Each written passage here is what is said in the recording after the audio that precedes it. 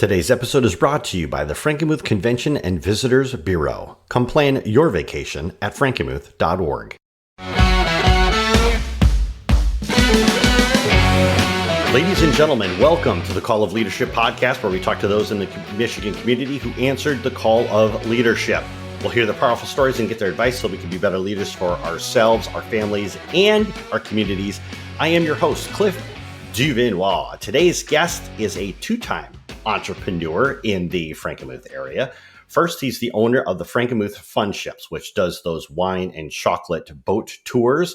And the second is the Frankenmuth Kayak Adventures. Ladies and gentlemen, please welcome to the show, Eric Fielbrandt. Eric, how are you? Good. How are you, Cliff? I'm doing well. Thank you for asking. Why don't you tell us a little bit about where you're from, where you grew up? Yeah, so I'm actually a Reese Rocket.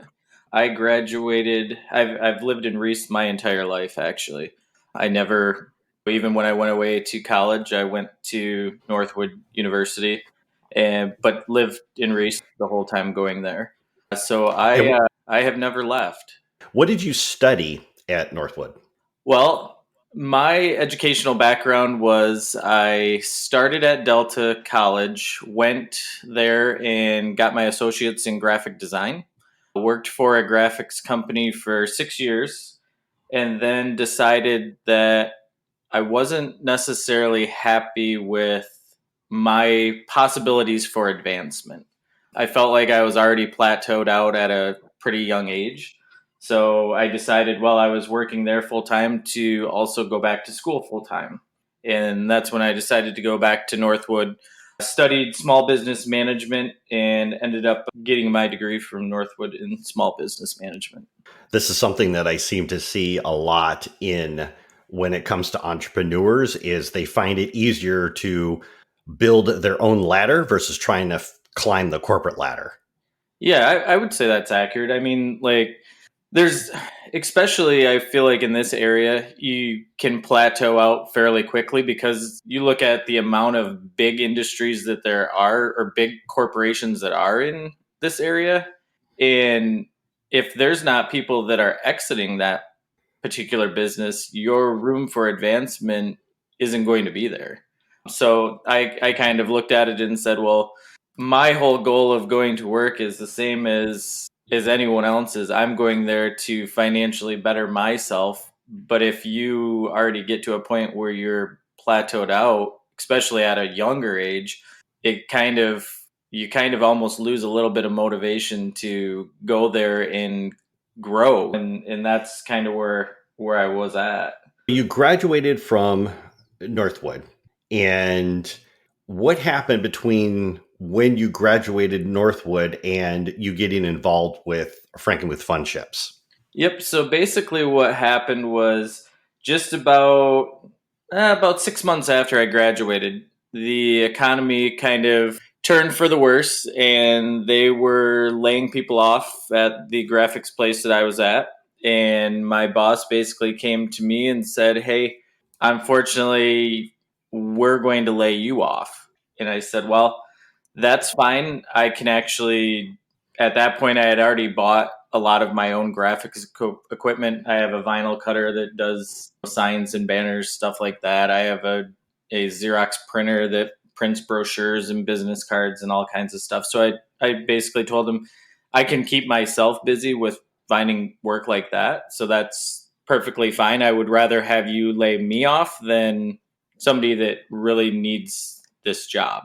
So long story short, I was still constantly looking for work to do in a management role, but really didn't have to actively look because I still had something that I was doing on the side regardless. Well, what ended up happening is I got on Craigslist, which was a lot better resource than it is now, but got on Craigslist, looked on there, and there was a place that was looking for a manager. I said, well, man, I've always been on boats out on the Saginaw Bay and fishing and stuff like that. And I thought, well, here's a place in Frankenmuth that has boats that is looking for a manager. That wouldn't be a bad gig at all. So I called them, and sure enough, went in. They called and said, would you like to come in for an interview? Which I'm 99% positive it was on Easter Sunday because I remember catching flack about going in there on from my wife. And so went in there and started talking to Bev and Jerry Cabot, and more or less found that they weren't necessarily looking for a manager, but just looking to kind of get out of the ownership role. So talking to him more and more basically got to the point where we more or less told him, "Hey, we are really interested in purchasing this from you," and went to the Frankenmuth Credit Union and made it happen. So when you talk about purchasing a business, it's a whole other animal than starting a business, because most people really don't need a lot to actually get a business up off the ground. But when you're talking about buying a business, it's almost like the equivalent of buying a home. You've got your due diligence. You have to kind of go over the books. You have to determine the value of the business and stuff. Where did you learn how to do this, or where did you get your information from, or did you have a mentor during this time that was helping you walk through this process? I'm pretty fortunate because I have a very good support staff around me. Obviously, my wife, number one, she's more behind the scenes where people see me all the time, but she still does all of our book work.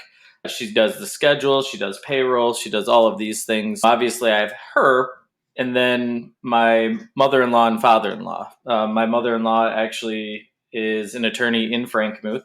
So as far as legal guidance, I have that at my fingertips, which is never a bad thing.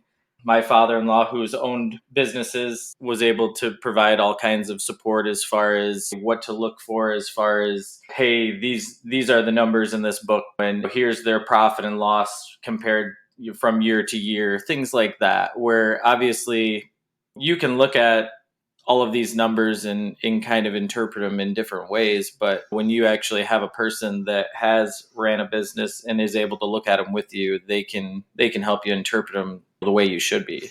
Sure, having that support system around you is always a good thing. Those resources, those family members, and those friends, definitely a good thing. When you took over Frankenmuth Funships, when the funding came through and you were now the owner of the business, was everything sunshine and roses? There was way more involved than what I would have thought. To be entirely honest with you, our business, for instance, we actually worked for Bev and Jerry, and for let me think, for 4 months almost, and we were actually employees of theirs while we were waiting for the liquor control to transfer the license from them to us.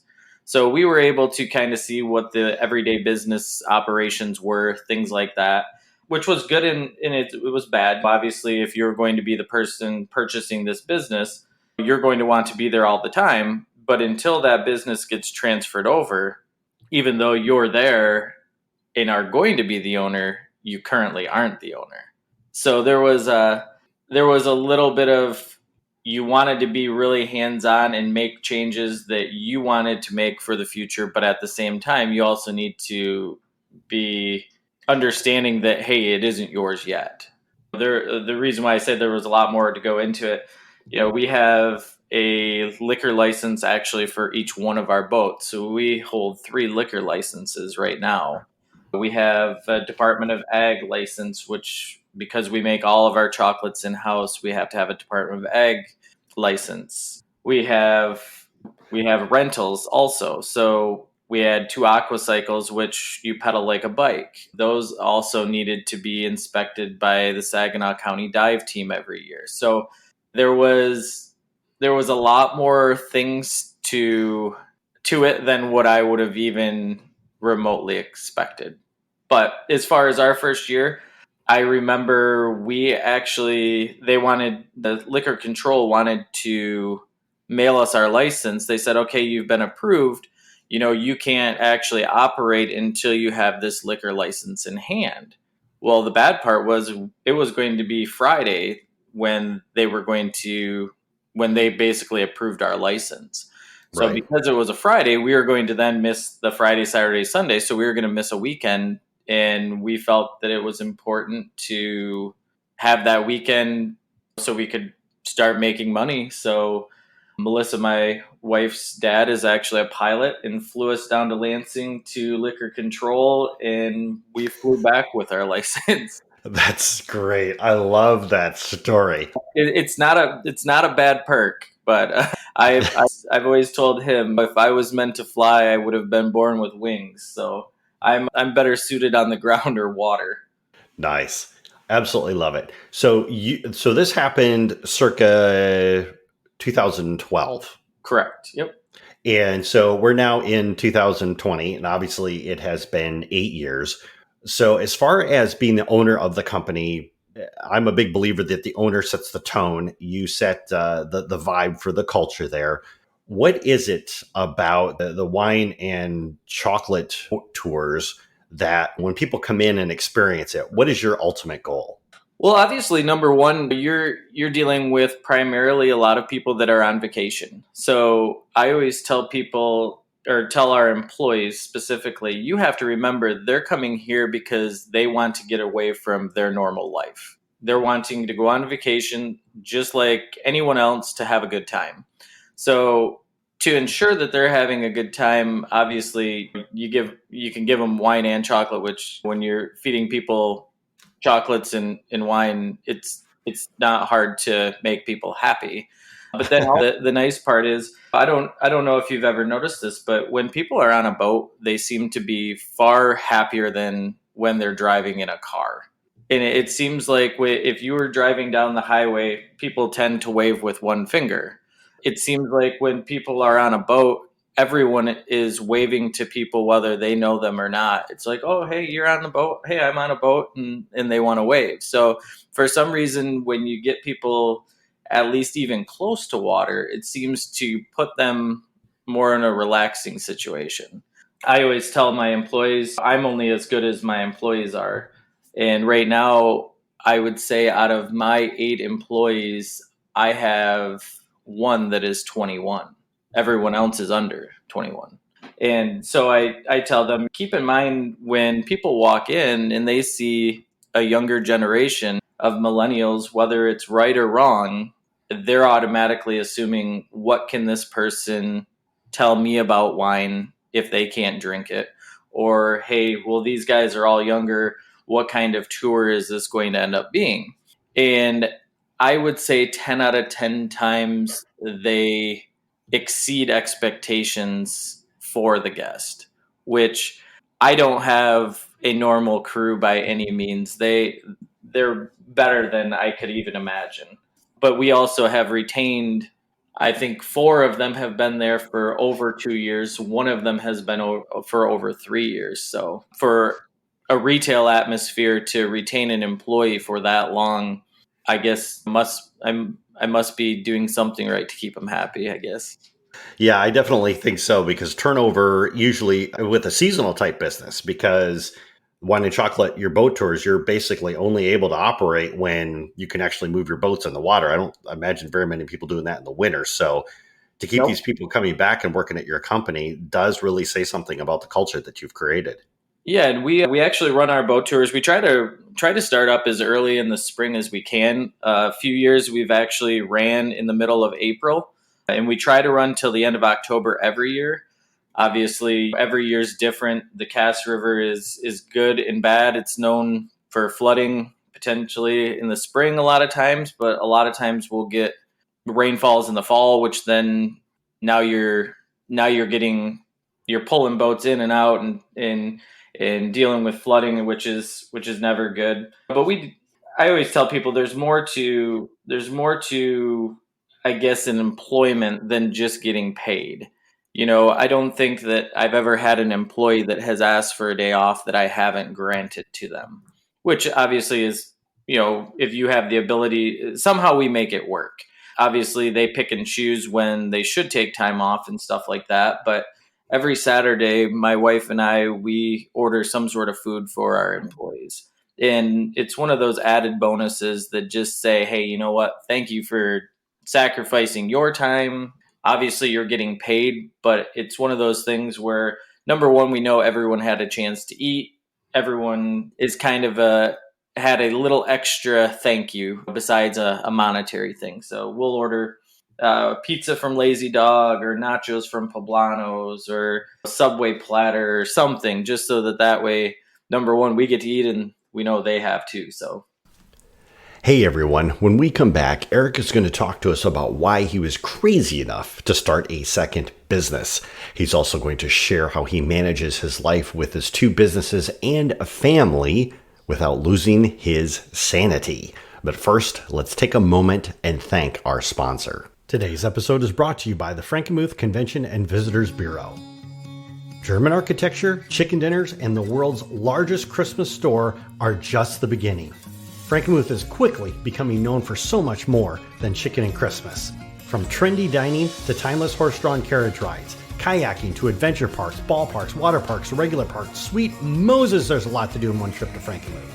Visit the must-sees of Little Bavaria, then grab your crew and find something new waiting to be discovered. Pack a picnic blanket, order takeout from your favorite place, and let your kids delight in exploring while soaking up the little moments in life. Join the generations of families in our hotels during the 175th anniversary season in 2020. The perfect road trip awaits you. Start planning your unforgettable family vacation at frankenmuth.org. Now, back to the show. You're running Frankenmuth Funships. Everything is going along smoothly. You've got the business going. You're dealing with all the liquor licenses and everything else like that. And then after a handful of years, you decided to do something which I think would be a little bit crazy, and you decided to launch a second adventure. Why don't you tell us about where Frankenmuth Kayak Adventures came from? Yeah, so basically, when we bought the Frankenmuth Funships, we also bought 2 aquacycles, which I guess to paint a picture of what an aquacycle is, it's half pontoon, half paddle boat. So it sits kind of higher up in the water, where then you don't have to kind of crawl into it. It's basically like sitting in a chair, and then you pedal it like a bike.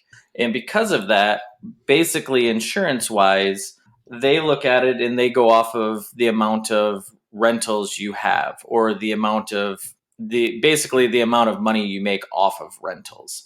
So really, it doesn't matter to them if you have 2 aquacycles and 0 kayaks, or if you have 2 aquacycles and 30 kayaks. Your insurance, until you get to a certain amount, is exactly the same. So we looked at it and said, you know what? We're always looking for something to do when we go to a place.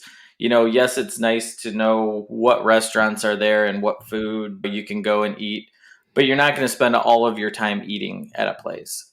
So we kind of looked at it and said, hey, we're already paying for this insurance. Why don't we just add some kayaks to the whole mix and see what it does? And we basically, when you go canoeing or kayaking, most of the time you're getting dropped off at point A, returning to point B. With the Cass River, which we've talked about before, doesn't have a normal current like a river does. So you actually have the ability to leave from point A, paddle upstream just as easy as you are downstream, turn around and then come back, which offers the ability to rent out hourly too, which most of the places that are bigger into canoeing and kayaking, they don't have that option because their river is flowing one way or the other.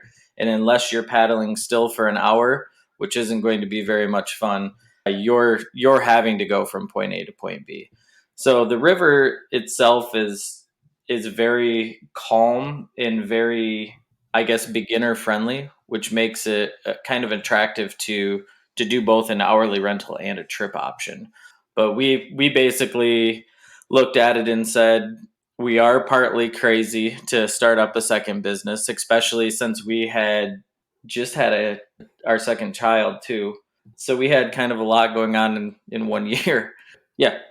Oh, I'm sorry. Sometimes people will go quiet on me, and I don't know that they stopped and answered the question. Okay, cool. I'll be the first person to admit that I am crazy. So excellent. So now with the kayak adventures, and I have to say this because it's such a different style of business that one would see inside of Frankenmuth. When you initially launched it, was there anybody that said to you, you're either completely crazy out of your mind or you're smart like a fox? Both, actually. I had people that told me kayaking, yeah, you see people driving down the highway with these kayaks, but why would they want to do it in Frankenmuth? They're going to want to stay on the main street and not go on the river and stuff like that. And then when they found out that we had purchased 26 of them already, then they thought we were even crazier to get that many right off of the chute, and now 26 of them isn't nearly enough. Where this past year, especially with COVID, there's all kinds of people kayaking. At one time on the river this year, I counted over 100 kayaks. Wow. And in at the beginning of our whole business adventure in 2012, I would honestly say if we were running the boat tours and going up and down the river, if it was a Saturday and you seen 3 or 4 fishing boats and maybe a half a dozen canoes or kayaks, I would have considered it a busy day. Now I would say realistically, we are seeing probably 6 to 8 boats and probably on average, probably 50 kayaks a day. So the river is definitely busier than what it ever has been. Some of them are our kayaks, but a lot of them are people that are coming into town and are coming in locally and saying, okay, well, we're going to go paddle around on the Cass River. Some of them are spending the night, possibly at one of the hotels or at Jellystone or something, and coming over to the river too. So the nice part is now that people kind of know that the river is there in Frankenmuth, obviously it's pulling people away from the main street and allowing to, in my opinion, to see all of Frankenmuth. Everybody thinks that Frankenmuth is actually just the 1 mile strip in town. But when you go up towards Da Vinci's or you go down past Bronner's, there's a lot more to Frankenmuth than just the tourist area. And I think that people are starting to kind of see that. Now, the question that I do want to ask is, because this was something that came up when my fiance and I were talking about coming over and kayaking over there, is have you seen, since businesses are reopening during this COVID-19 situation that we're in, have you seen an uptick in business? Has business actually slowed down? What do you see over there? In all honesty, our kayak business has actually improved. We've actually have done better with the kayaking this year than we ever have. And that's already, and you aren't even all the way through the season. So kayak wise, with the kayak adventures, definitely a busier season than ever with the whole COVID-19. With our boat tours, our boat tours, usually what we would do is for the wine and chocolate cruise, people would book online or call the day of and say, hey, we have 2 people. We'd like to do the wine and chocolate cruise. Normally what we would do is we would put them with other people and then have up to 11 or up to 10 per boat. And you would have a mixture of different people. This year, what we're doing is, without knowing people's comfort level, we're putting, if you were to book for you and your fiance, you guys would be the only person on there with the boat captain and server. So that way, as far as comfort level goes, they're only within their group. So obviously, because of having potentially 2 people rather than 10 people, the Funships business obviously has been a little bit slower. I think people do like the fact that it is their group, only their group on the boat. And the nice part is our boats are all electric. So as far as efficiency goes, we still are able to make money with 2 people on the boat. Obviously, we'd rather have 10, but right now it's kind of about making people feel safe while they're doing it too. So even if we have to go through and run this season with a minimal capacity for the boat tours, it's better than 0 capacity. So with regards to running these 2 businesses, the question that I have to ask is, because I know a lot of people just have their hands full with with just one business, but you're running 2. How do you balance running 2 businesses? And as you alluded to before, you have a family. So how do you keep your sanity? good question. I give all the credit to my wife because, in all honesty, she keeps me on a path that doesn't allow me to fail. And the reason why I say that is, like yesterday morning, I had a meeting and I'm sitting there making breakfast, and all of a sudden she says, if you're going to go to your meeting, you better get going and get started. And it's like, oh shoot, yeah, I did forget about that meeting. I better get going. So thankfully for me, she is very, very organized, where I'm the guy that has about 15 notes in his wallet or in his pocket that he's wrote, like, need to do this, need to go here.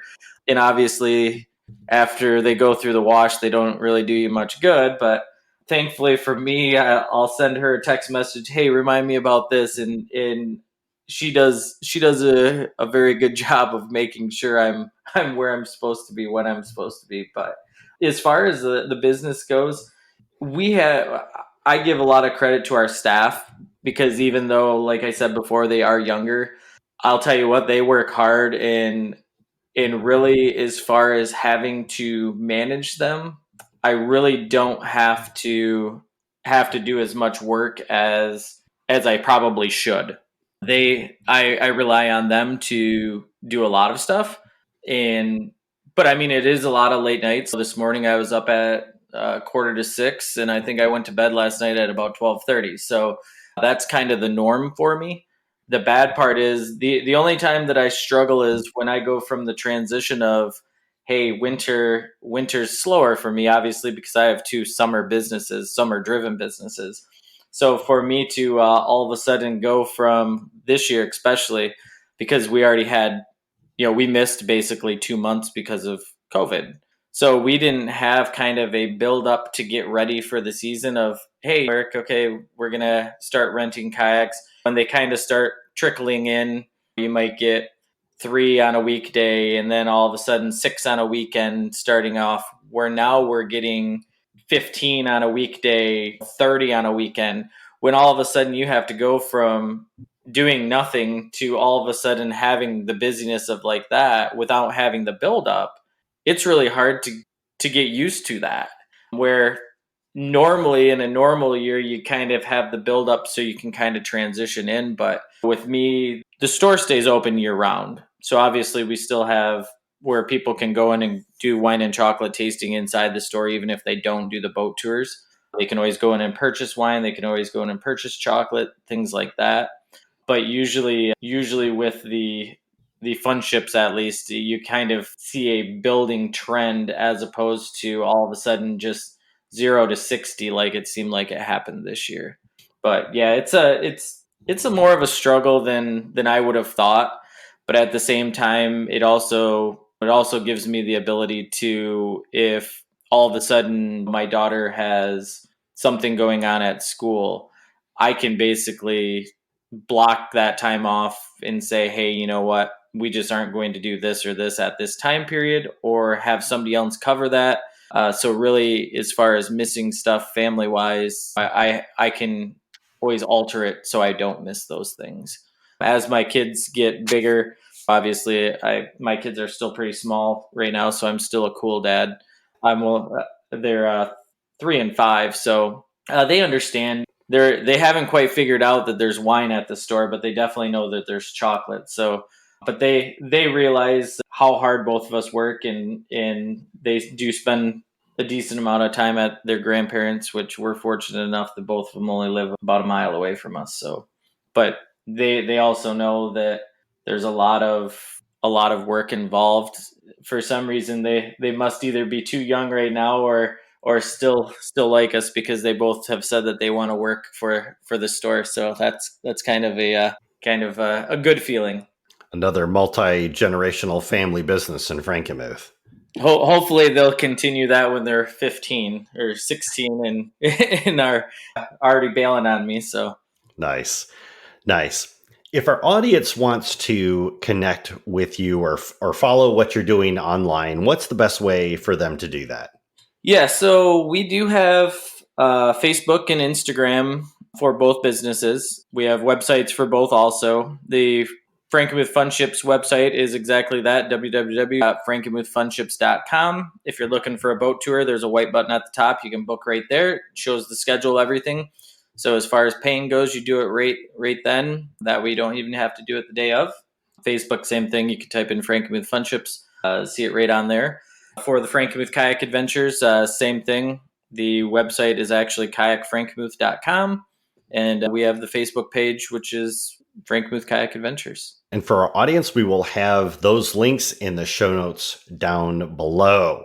Eric, it's been awesome having you on the podcast. I've never interviewed somebody who's actually basically just running two businesses at the same time. Thank you so much for taking time out of your schedule to chat with us today. Hey, not a problem. I appreciate you taking the time to do it for me.